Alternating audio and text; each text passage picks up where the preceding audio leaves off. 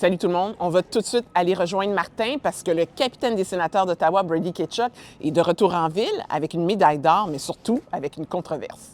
Oui, Tkachuk a participé à l'entraînement matinal des sénateurs ce matin, tout comme le défenseur Jake Sanderson, 4 journées après avoir aidé les États-Unis à vaincre le Canada en finale du tournoi olympique de hockey masculin.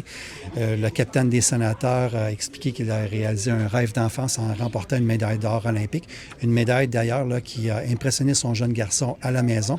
Le capitaine des sénateurs a aussi été appelé à s'expliquer sur sa décision de rendre visite au président américain Donald Trump à la Maison-Blanche mardi. People are so prideful of their countries. For me being on the U.S. team, I wanted to achieve my childhood dream and bring a gold medal back to the U.S. And everybody's here. It's just such a passionate fan base. Maintenant, la police américaine de l'immigration, ICE, se trouve de plus en plus proche de la communauté d'Akwesasne. Et ça, je peux vous dire que pour les gens qui habitent là-bas, c'est hyper inquiétant. Pour ceux qui ne le savent pas, Akwesasne, c'est une communauté Mohawk qui se trouve en partie au Canada et aux États-Unis. Et récemment, le Conseil a appris qu'il y a des agents de ICE qui vont collaborer étroitement avec le shérif de la prison qui se trouve dans le comté américain voisin.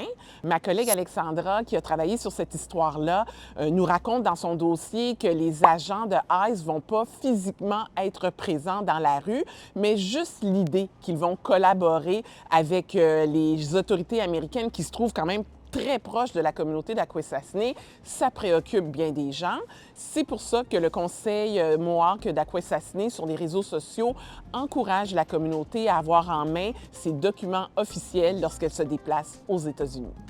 Et en terminant, je ne sais pas si vous le saviez, mais le café qui se trouve ici, juste derrière moi, fait partie des 100 meilleurs cafés au monde. Vous m'avez bien compris, j'ai bien dit au monde. Si on se fie au palmarès de The World 100 Best Coffee Shop qui a été publié plus tôt cette semaine, le café Little Victory Coffee Roaster se classe au 71e rang. L'entreprise a 3 succursales ici à Ottawa, mais c'est vraiment celui ici qui se trouve sur la rue Elgin qui a raflé tous les honneurs. C'est quelque chose qui ne me surprend pas parce que je viens régulièrement prendre mon Americano ici et je peux vous dire qu'il est excellent.